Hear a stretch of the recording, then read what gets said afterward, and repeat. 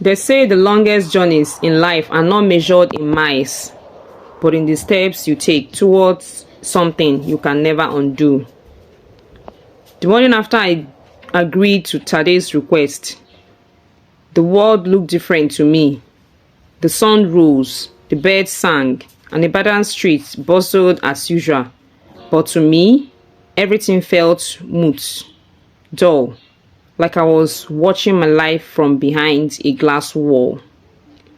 Tade was in unusually high spirits.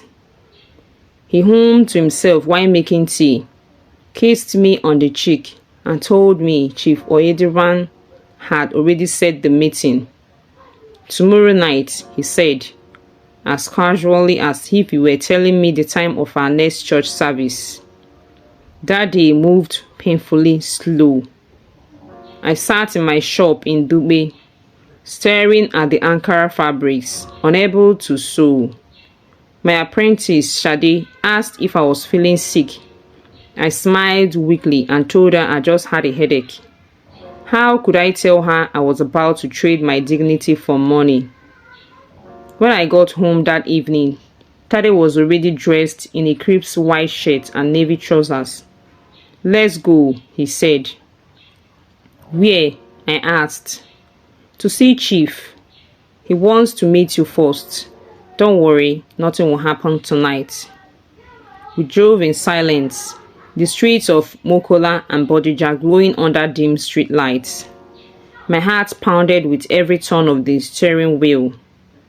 Chief Oyediran's mansion stood in Ikolaba like a king among huts, high walls, gold-plated gates, and a fountain in front that sprayed water like it was trying to touch the sky. The gate man bowed as we entered, his eyes lingering on me for a second too long. Chief was waiting in the living room, dressed in a white agbada that shimmered under the chandelier.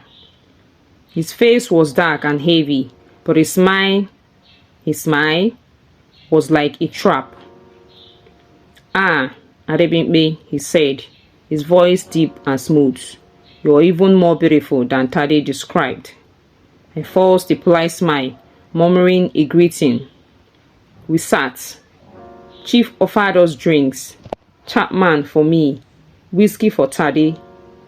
He asked me about my work, my family, my hobbies. All while his eyes roamed my body without shame. Tade didn't seem to notice. Or maybe he didn't care. After an hour, Chief leaned back in his seat and said, tomorrow night, bring her to the Oriental Hotel in Victoria Island. One night, and I will make your problems disappear. The way he said it, like I was part of some business transaction, made my skin crawl. But Tade nodded eagerly, and as if he had just closed the biggest deal of his life.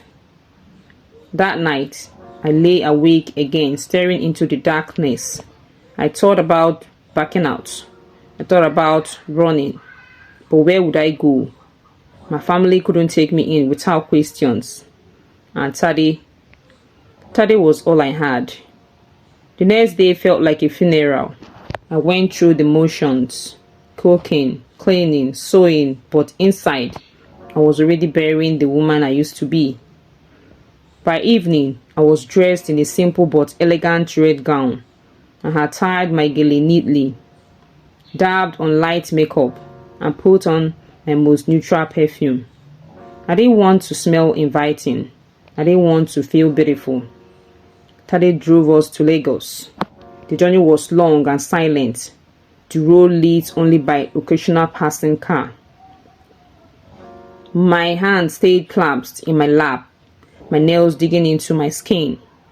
The Oriental Hotel loomed ahead like a palace. Inside, everything was gold and glass.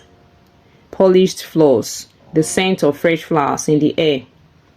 Chief was waiting in the lobby, smiling like a man who had just received a gift he had been craving for years. He took my hand gently, but firmly, looking straight into my eyes. "Shall we?" he said, and led me upstairs. The room was a suite, luxurious and cold. The air conditioning hummed softly. He poured himself a drink, poured me one too. I didn't touch it. "You're nervous," he said. "Don't be. I'll take care of you." But his version of care was nothing I wanted. The night was long. The walls felt like they were closing in on me. Every touch burned. Every minute felt like an hour. And when it was finally over, I locked myself in the bedroom, scrubbing my skin until it turned red. By the time I emerged, Chief was asleep. I picked up my handbag and walked out without a word. Tade was waiting in the car outside. His face lit up when he saw me. "Is he done?" he asked, as if I had just completed an errand. I didn't answer. I just stared out of the window as we drove home. The next morning, Tade showed me a bank alert, 15 million naira. He hugged me, kissed my forehead, and said, "You've saved us, Bimpe." But I didn't feel saved. I felt empty. I felt sold. In the days that followed, Tade began to change again, but not into the man I fell in love with. He was cheerful, yes, but also arrogant, distant, almost mocking. When I tried to talk about what happened, he cut me off. "It's over, Bimpe. We are rich again. Let's move on."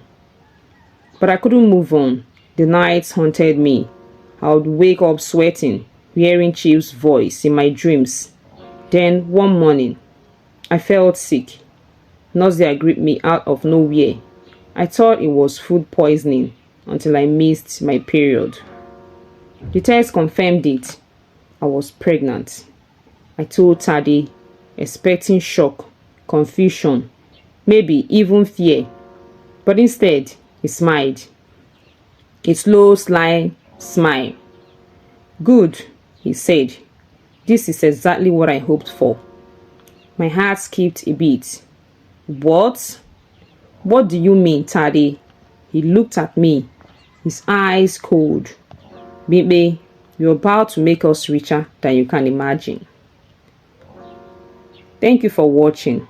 I hope you enjoyed the part 2 of this story. The story is very, very interesting and has so many things to learn from it. Just hold on the next slide to grab the part 3 of it. Thank you.